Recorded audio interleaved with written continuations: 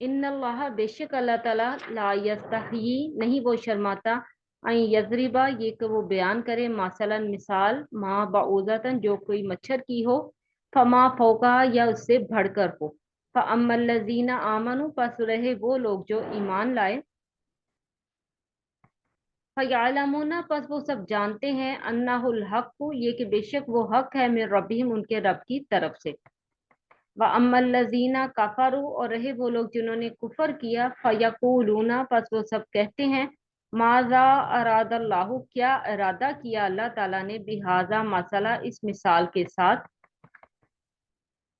یُضِلُّ بِهِ کثیرن وہ گمراہ کرتا ہے اس سے اکثر کو وَيَهْدِي بِهِ کثیرن اور ہدایت دیتا ہے اس سے اکثر کو وَمَا يُضِلُّ بِهِ اور نہیں وہ اس سے گمراہ کرتا إِلَّا الْفَاسِقِينَ مگر سب نافرمانوں کو فاسقوں کو جی اس آیت میں اللہ تبارک و تعالیٰ جو ہے وہ بیسیکلی قریش مکہ کا جواب دے رہے ہیں یا ان لوگوں کا جواب دے رہے ہیں جو یہ کہتے تھے کہ یعنی صورت بنانا تو دور کی بات ہے، وہ ایک آیت بھی نہیں بنا سکے، انہوں نے اللہ پر اعتراض کر دیا کہ بھی یہ کیا بات ہوئی، اللہ جو ہے وہ کبھی جو ہے وہ مکڑی کے جالے کی مثال دیتا ہے، کبھی مکھی کی مثال دیتا ہے، تو اللہ تعالیٰ نے مکڑی کا جالا یا مکڑی اور مکھی کی بجائے اللہ تعالیٰ نے یہاں مچھر کا ذکر کر دیا کہ اللہ تعالیٰ نہیں شرماتا کہ اللہ تعالیٰ جو ہے وہ مچھر کی بھی مثال دے دے فما فوقہا یا اس سے بھی بدتر، اس سے اوپر کی مثال، یعنی بعض لوگ کہتے ہیں کہ اس سے بھی چھوٹے سے جرثومے کی مثال،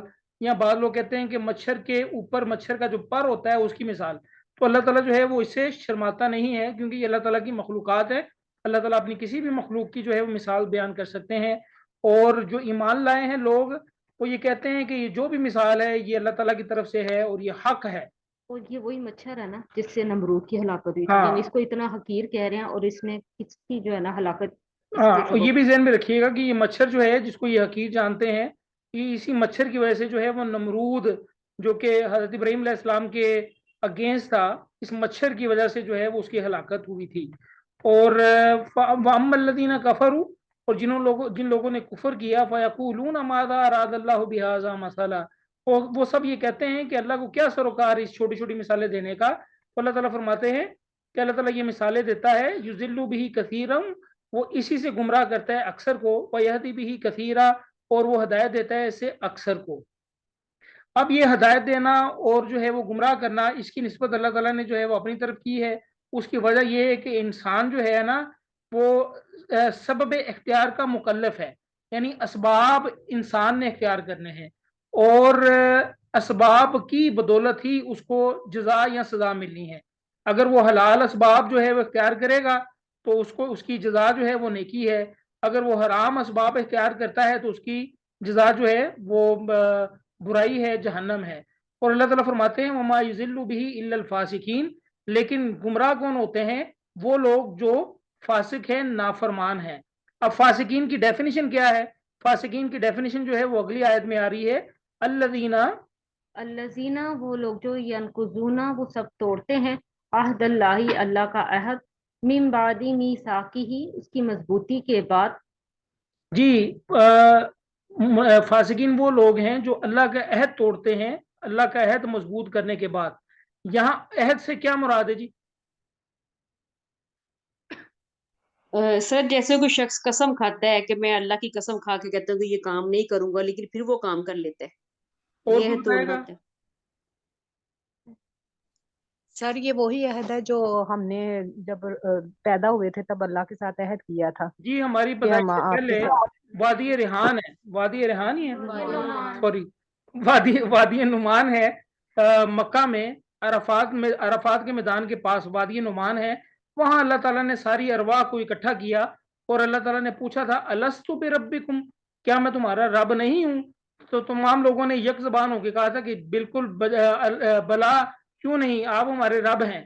یہ عہد الست کے متعلق ہے، یعنی اللہ تعالیٰ نے ہم سے عہد لیا ہوا ہے، وہ الگ بات ہے کہ ہمیں یاد نہیں ہے، لیکن یہ عہد پکی کنفرم بات ہے۔ جیسے دیکھیں کچھ چیزیں ہوتی ہیں جو ہماری آبزرویشن میں آتی ہیں اس طرح کہ ہم اس کو جو ہے وہ سچ جان جاتے ہیں۔ مثال کے طور پر ہمیں پتا ہے کہ ہم جو ہے وہ پیدائش سے پہلے اپنے ماں کے پیٹ میں تھے، ٹھیک ہے، اور ماں کے پیٹ سے کیسے پیدائش ہوئی ہم سب کو پتا ہے، لیکن ہمیں یاد کچھ نہیں ہے، لیکن ہمیں یہ یقین ہے کہ یہ ایسا ہوا ہے. کیونکہ اس کو ہم جو ہے وہ آئے دن جو ہے وہ اس کو دیکھتے رہتے ہیں، چائلڈ برتھ کو، تو ہمیں پتا ہے کہ ماں کے پیٹ سے پیدائش کس طرح ہوتی ہے. اس لیے ہمیں مصمم جو ہے وہ یقین ہے کہ ہم بھی اسی طرح ہماری پیدائش ہوئی ہے. تو اسی طرح عہد الست بھی لیا گیا جو کہ ہمیں یاد نہیں ہے. اس کی مثال آگے آ رہی ہے، وہ میں آپ کو دوں گا کہ کیسے ہمیں یاد نہیں ہے عہد الست. وَيَقْطَعُونَ یعنی اللہ سے عہد کر لیا انہوں نے کہ یا اللہ آپ ہمارے رب ہیں، اور ہم نے اس عہد کو توڑ دیا. اور یہ جو توڑنے والے لوگ ہیں یہ فاسقین ہیں، یاد رکھیے گا. وَيَقْطَعُونَ وہ یکتاؤنا اور وہ سب قطع کرتے ہیں، کاٹتے ہیں، ما امر اللہ جو حکم دیا اللہ تعالیٰ نے بھی اس کے ساتھ، این یوصلا یہ کہ وہ جوڑا جائے. جی یہ اس سے کیا مراد ہے جی؟ سر صلہ رحمی رشتوں جی کو صلہ کاٹنا. رحمی، بالکل صلہ رحمی کو ہم جو ہے وہ قطع کرتے ہیں. یاد رکھیے گا کہ دو چیزوں کا یہاں پر ذکر ہوا ہے.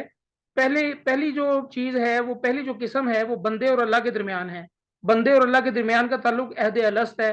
پھر دوسری چیز جو ہے وہ بندے کے ساتھ تعلق ہے، یعنی صلہ رحمی. اگر ان دونوں تعلقات کا لحاظ اگر ہم نہ رکھیں، اللہ تبارک و تعالیٰ کے بتائے ہوئے اگر ہم کام نہ کریں، دیکھیں اللہ تعالیٰ نے جو بھی ہمیں بات بتائی ہے ہمارے بھلے ہمارے فائدے کے لیے بتائی ہے، جیسے جھوٹ نہ بولنا، ڈاکہ نہ ڈالنا، چوری نہ کرنا، ٹھیک ہے، زنا نہ کرنا. اگر یہ سارے کام ہم نہ کرنے کے بجائے کرنا شروع کر دیں گے تو کیا ہوگا؟ زمین میں فساد پیدا ہوگا، ٹھیک ہے. اور اسی طرح اللہ تعالیٰ نے جو صلہ رحمی کا حکم دیا ہے، یعنی جو توڑے اس کے ساتھ جوڑو، اگر ہم جو توڑتا ہے اس کے ساتھ توڑ بیٹھتے ہیں اور اس کے ساتھ جوڑتے نہیں ہیں تو پھر بھی کیا ہوگا؟ فساد برپا ہوگا. تو اس بات کی توثیق جو ہے وہ یہ اگلی آنے والی آیت میں ہمیں مل جاتی ہے کہ وہ سب توڑتے ہیں جس کا حکم اللہ تعالیٰ نے دیا ہے جوڑنے کا. تو کیا ہوگا؟ وَيُفْسِدُونَ فِي الْأَرْضِ اور وہ سب پھیلاتے ہیں فساد زمین میں. اولئک هم الخاسرون اللہ تعالیٰ فرماتے ہیں یہ لوگ نقصان اٹھانے والے ہیں. یعنی دو چیزیں اللہ تعالیٰ نے بیان کی.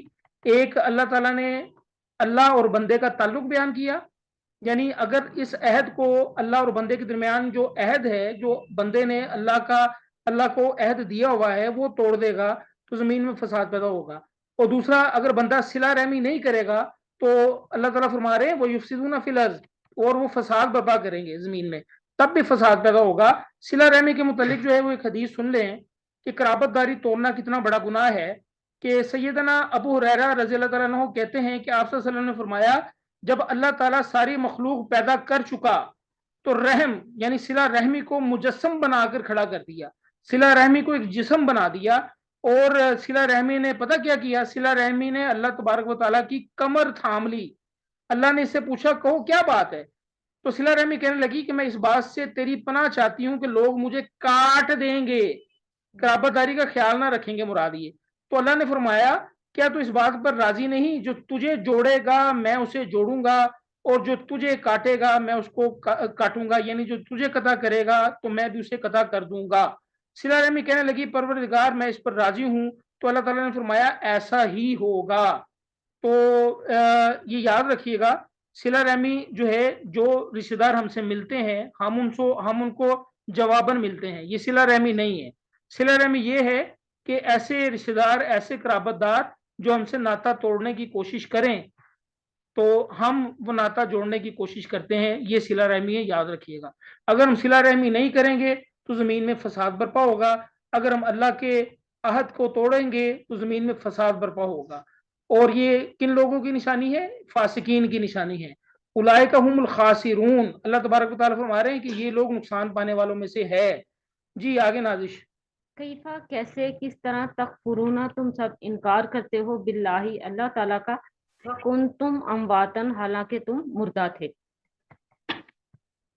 فاحیاکم پھر اس نے زندگی دی تمہیں زندہ کیا، ثم پھر یمیتکم وہ مارے گا تمہیں، موت دے گا تمہیں، ثم پھر یحییکم زندہ کرے گا تمہیں، ثم پھر الیہ اسی کی طرف ترجعون تم سب لوٹائے جاؤ گے. دیکھیں یہاں پر 4 فیزز اللہ تعالیٰ نے فرمائے ہیں. اللہ تعالیٰ نے کہا کہ تم اللہ کا کیسے انکار کر سکتے ہو؟ وَكُنْتُمْ أَمْوَاتًا یعنی زندگی اور موت کے 4 مراحل اللہ تعالیٰ نے بتائے ہیں. پہلے ہے وکنتم امواتن، موت، فاحیاکم، پھر اس نے تمہیں زندگی دی. یہ جو ہم زندگی گزار رہے ہیں، اس سے پہلے ہم کہاں تھے، کیا کر رہے تھے، ہمیں یاد نہیں ہے. ٹھیک ہے، وہ موت کی حالت تھی، بے جانی کی حالت تھی. یعنی زندگی وہ ہوتی ہے جب اتصال ہوتا ہے، جب وصل ہوتا ہے روح کا اور جسم کا.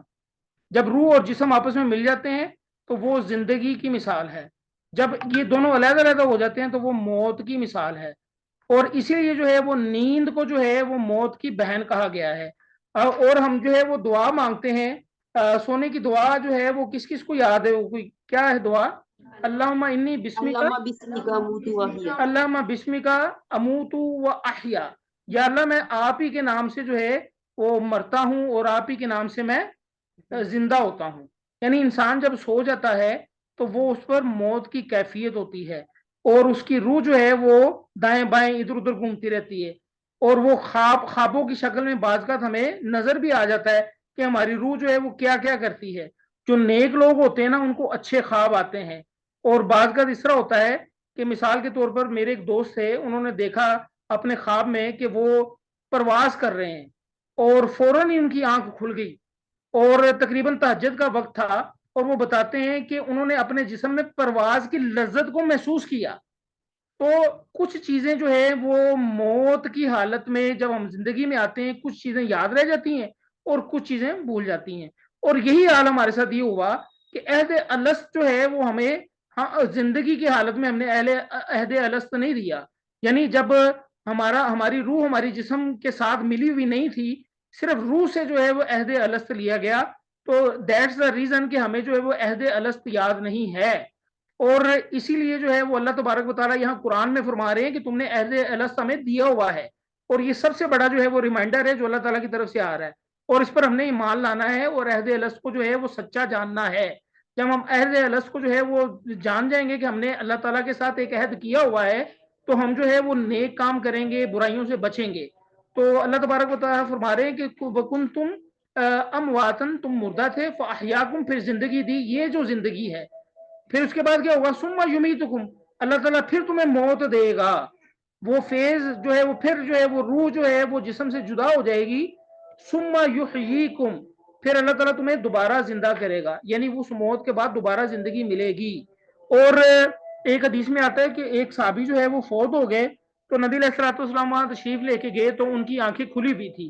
نبی علیہ الصلوۃ والسلام نے جو ہے وہ ان کی آنکھوں پر جو ہے وہ ہاتھ پھیرا اور آنکھیں بند کر دی، اور فرمایا کہ یہ جو آنکھیں ہیں نا اپنی روح کو چیز کرتی ہیں. جب روح نکل جاتی ہے نا تو آنکھیں جو ہیں وہ روح کو دیکھتی رہتی ہیں کہ یہ کہاں جا رہی ہے. تو اس لیے نبی صلی اللہ علیہ وسلم نے فرمایا کہ آنکھوں کو جو ہے وہ بند کر دیا کرو. تو یہ اس کے بعد جو ہے وہ موت کے بعد یہ فیز ختم نہیں ہوگا، بلکہ دوبارہ اللہ تعالیٰ جو ہے وہ زندگی ہمیں دے گا. یعنی وہ زندگی جس میں دوبارہ روح اور جسم کا اتصال ہوگا، روح اور جسم ملا دی جائے گی. اور اس وقت کیا ہوگا؟ اس وقت ہم نے لوٹ کے اللہ تبارک و تعالیٰ کی طرف جانا ہے. یہاں پر تھوڑا سا ہم پاز لیتے ہیں، یہ اذان ختم ہو جائے تو انشاءاللہ اس کو دوبارہ کنٹینیو کرتے ہیں انشاءاللہ.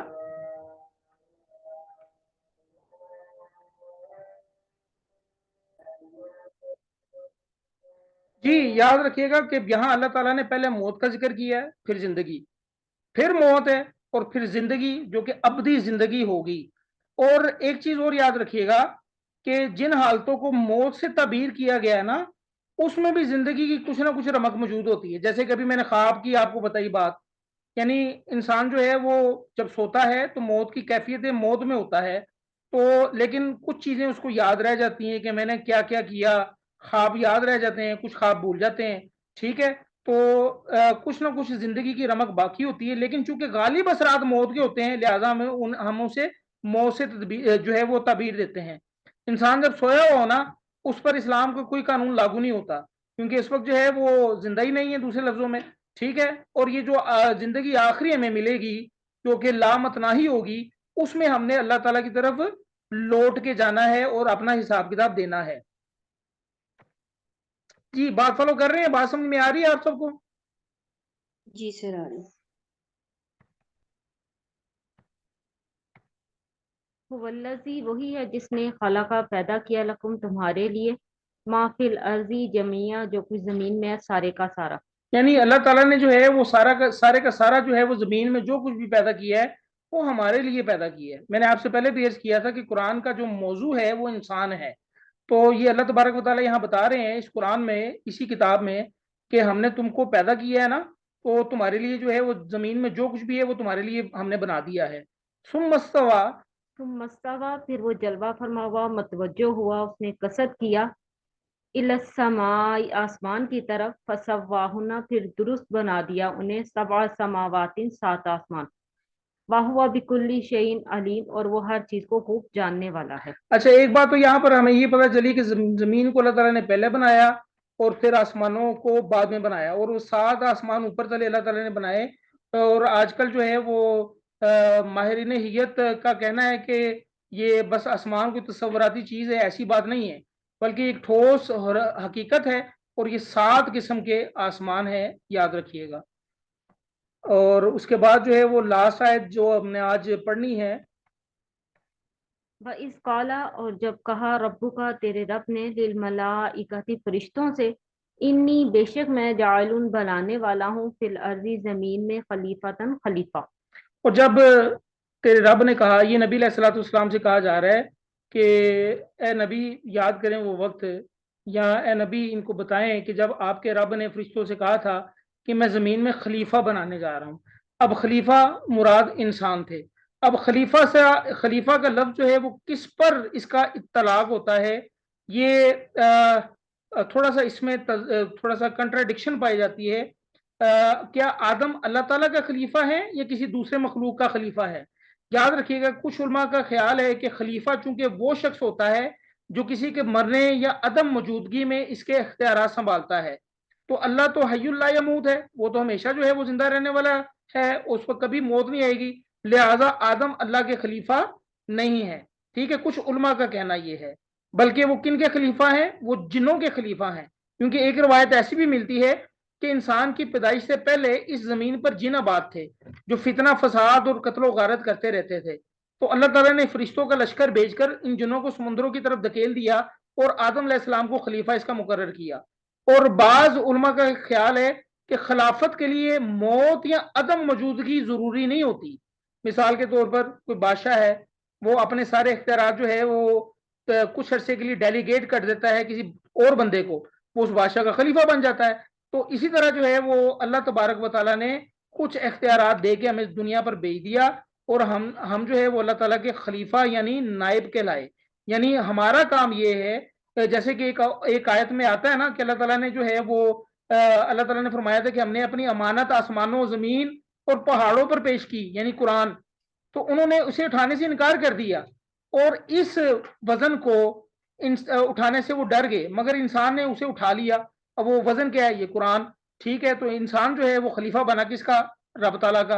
اور خلیفہ کا مطلب یہ ہے کہ وہ اللہ تعالیٰ کے احکامات جو ہے وہ اس قرآن کی شکل میں جو ہمارے پاس آئے ہیں اس کو نافذ کرے گا زمین پر، یاد رکھیے گا.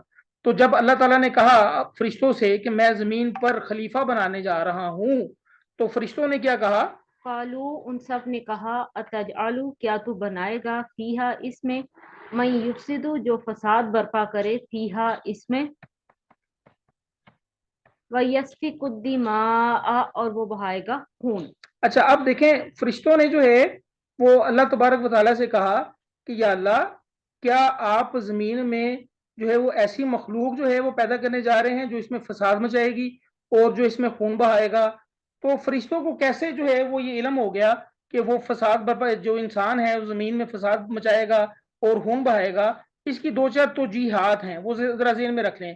ایک توجیہ تو یہ ہے کہ انہوں نے فرشتوں نے دیکھا ہوا تھا جنوں کو، اللہ تبارک و تعالیٰ نے جو ہے وہ جنوں کو اختیارات دے دیے تھے زمین پر، تو جنہوں نے جو ہے وہ زمین پر فساد برپا کرنا شروع کر دیا تھا اور ایک دوسرے کا خون بہانا شروع کر دیا تھا. ایک تو اس سے استدلال کیا فرشتوں نے. دوسرا جو ہے وہ ہمارے ایک مفتی صاحب تھے، اللہ تعالیٰ جو ہے وہ ان کو کروٹ جو ہے وہ جنت نصیب کرے، مفتی عبید اللہ حفیظ صاحب. تو وہ کہا کرتے تھے چونکہ انسان کی حیت جنوں سے ملتی جلتی ہے، یعنی جن جو ہے وہ کھاتے پیتے بھی تھے اور بول براز بھی کرتے تھے، یعنی پہانا اور جو ہے وہ یورن بھی پاس کیا کرتے تھے. تو چونکہ انسان نے بھی، انسان کی حیت اس طرح کی تھی کہ انسان کے کھانے پینے کے لیے جو ہے وہ اس کا منہ تھا اور جو ہے وہ پخانہ وغیرہ کرنے کے لیے جو ہے وہ اس کا دبر تھا. تو اس حیت کو دیکھ کے فرشتوں نے اندازہ لگایا کہ یہ بھی شاید کوئی اس طرح کی مخلوق ہے جو جنوں سے ملتی جلتی ہے, اور وہ بھی یہ بھی زمین میں فساد برپا کریں گے. اور کہا جاتا ہے کہ جو شیطان تھا نا, ابلیس, جو بڑا شیطان تھا, جو جن تھا, جس کو اللہ تعالیٰ نے فرشتوں میں شامل کر دیا تھا, وہ انسان کا جب آدم علیہ السلام کا پتلا بن گیا نا, تو ابھی روح نہیں اللہ تعالیٰ نے ڈالی تھی. کہتے ہیں, واللہ عالم یہ بات سچی ہے جھوٹی ہے, لیکن کہتے ہیں کہ وہ اس پتلے کے ساتھ کھیلا کرتا تھا. یعنی ایک سوراخ سے داخل ہوا کرتا تھا اور دوسرے سوراخ سے باہر نکلا کرتا تھا. اب وہ اس کھیل کود میں لگا ہوا تھا, اللہ تعالیٰ نے روح ڈال دی, پھر اللہ تعالیٰ نے کہا کہ سجدہ کرو, اور شیطان تو اس سے کھیلا کرتا تھا. تو شیطان نے جو ہے وہ انکار کر دیا کہ بھئی میں کیسے جو ہے وہ اس کو سجدہ کروں, اس کو یا اللہ تو نے مٹی سے پیدا کیا ہے, اور مٹی کی جو ہے وہ خاصیت ہے اگر اس کو اوپر سے نیچے پھینکا جائے تو وہ زمین پر گرتی ہے, اور میں آگ سے پیدا کیا گیا ہوں, اور آگ ہمیشہ شعلہ مار کے اوپر اٹھتی ہے, تو میں تو اس سے سپیریئر ہوں, اس لیے جو ہے میں اس کو سجدہ نہیں کروں گا. تو خیر یہ فرشتوں نے بات تھوڑی سی آگے چلے گی, اگلی آیات میں بات آئے گی. تو فرشتوں نے کہا کہ یا اللہ کیا تو ایسی مخلوق پیدا کرے گا جو فساد مچائے گی اور زمین میں جو ہے وہ خون بہائے گی. اور آگے فرشتے کیا کہنے لگے, وَنَحْنُ حالانکہ ہم نسبح ہم تسبیح بیان کرتے ہیں بحمدک تیری حمد کے ساتھ, تیری تعریف کے ساتھ. وَنُقَدِّسُ اور ہم پاکی بیان کرتے ہیں, پاکیزگی بیان کرتے ہیں لکا تیرے لیے. اچھا اب فرشتوں کا جو اعتراض تھا تخلیق آدم پر, وہ اعتراض نہ تھا بلکہ اس تخلیق آدم کی عدم ضرورت کا اظہار مقصود تھا.